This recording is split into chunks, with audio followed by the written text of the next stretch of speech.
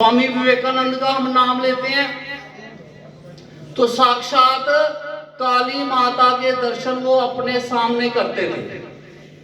रामकृष्ण परमहंस जी का नाम लेते हैं, साक्षात काली माता से वो बातें करते थे। तो अगर इतना घोर गंभीर युग है तो ईश्वर प्रकट होते हैं? नहीं होते हैं। तो इसलिए ये भी हिंदू समाज में पैदा की गई कि जितना मर्जी अत्याचार हो रहे, नॉर्मल रहो, कोई फर्क। थोड़ा ध्यान करना है कि हिंदू कौन है। किसे एक व्यक्ति हिंदुत्व को हमने छोटे से दायरे में समेट के रख दिया कि जो सुबह उठता है 4 बजे और ब्रह्म स्नान करता है, मंदिर जाता है और ईश्वर का नाम, जिसे 4 श्लोक आते हैं, वो भारत में रहता है, वो हिंदू है। जो हिमालय पर्वत से लेके हिंद महासागर के बीच में रहता है, कि ये व्याख्या नहीं है। जो पूजा पाठ नहीं भी करता है वो भी हिंदू है। जो ईश्वर को नहीं मानता है वो भी साकार और निराकार रूप की पूजा करते हैं, वो भी हिंदू है। उदाहरण मैं आपको स्पष्ट करता हूँ। जब 1947 में देश का विभाजन हुआ, कुछ लोग यहाँ से पाकिस्तान में गए, वहां पे वो पाकिस्तान में रह के इस्लामिक मुसलमान बन गए। 5 टाइम नमाज पढ़ते थे, वहां पे उन्होंने शादियां की, लेकिन उनका मुख्य उद्देश्य क्या था कि पाकिस्तान कौन सी हरकतें कर रहा है, उसकी सूचनाएं इकट्ठी करना, परमाणु का कहां पे उसने यूनिट लगाया है, क्या काम कर रहा है, वो सारी सूचनाएं भारत की सरकार को देते थे। तो वो हिंदू हुए या नहीं हुए? तो वो हिंदू हुए। जिसे अमेरिका में रह के भारत की चिंता है। भारत में जब कोरोना काल आया तो अमेरिका में बैठा हुआ एक व्यक्ति हजारों रुपए बेचता है भारत के लिए, तो वो हिंदू है।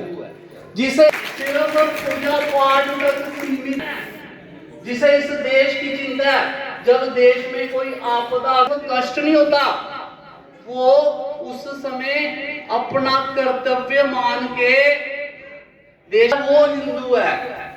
तभी कि हिंदू इकट्ठे नहीं होते। तो डॉक्टर हेडेगेवार जी ने बोला कि आज का सबसे बड़ा काम, पवित्र काम, महाभारत में श्री, जो समाज संगठित होगा वही शक्तिशाली होगा।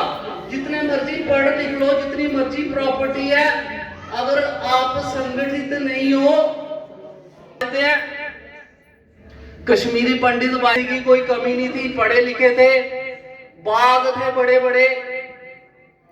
आज क्या कंडीशन है उनकी? बैठा कोई जम्मू में बैठा है और कैसे भगाया गया उनको, मार मार के चलती रहती थी। आज कहाँ है वो मंदिर? आज उनको कौन पूछ रहा है? तो कहने का अर्थ यह है कि हमें समाज के लिए, देश के लिए काम भी करना पड़ेगा, तभी ईश्वर जो है वो हमारा साथ देंगे। ये भावना पैदा कर रहे हैं कि भाई आपकी इस राष्ट्र के लिए कुछ ड्यूटीज भी हैं, कर्तव्य भी हैं। हम कई बार कहते हैं सानू सड़क नहीं मिली, बिजली नहीं मिली, पानी नहीं मिला, सरकारी नौकरी नहीं लगती, ये तो हम बड़ी चर्चा करते हैं, लेकिन ड्यूटीज वो चर्चा क्यों नहीं करते? जब हम कहते हैं मीडिया में आके कि सानू सरकार ने तो कख नहीं दिता, फिर हमें ये भी विषय लाना चाहिए कि हमें अपनी ड्यूटीज क्या क्या है वो भी पहले पता होनी चाहिए। और संविधान में ये लिखा है, कोई सरकारी मुलाजिम है वो कहे कि पहले मेरी तनख्वाह दो फिर मैं काम करना, ऐसा तो चलता नहीं है। तो ये चाहता है कि हिंदू समाज जो है पहले अपने कर्तव्य को निभाए, और वर्तमान तो डिप्रेशन में है। जो व्यक्ति अकेला अपने घर में रहता है वो अंदर से डिप्रेस्ड ही होता है, और जो व्यक्ति सामाजिक नहीं है वो एक किस्म से क्या जीवन जी रहा है। तो इसलिए सबसे बड़ा गुण जो है व्यक्ति का होना चाहिए कि उसे समाज से जुड़ना चाहिए। और मैं माताओं बहनों से भी ये कहना चाहता हूं कि अपने बच्चों को सामाजिक बनाओ, समाज से जोड़ो। कई बार हमारे सामने प्रश्न आता है कि इन्ने अच्छे अच्छे स्कूलों च पढ़ाए बच्चे, बच्चों को नशा करा दे। इतने पैसे हमने बच्चों पे खर्च कर दिए, हमारी सुनते नहीं है।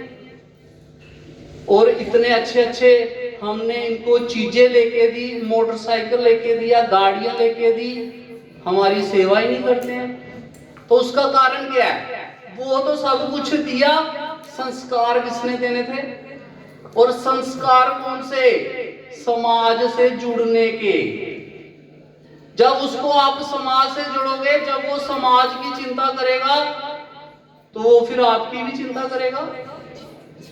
जब वो समाज के लिए कार्य करेगा, फिर वो आपकी भी सेवा करेगा। जब आप कष्ट में होंगे, ना उसको समाज की संस्कार दिए, ना अपने संस्कार दिए, ना परिवार के उसको बताया नहीं, तो उसका क्या कसूर है?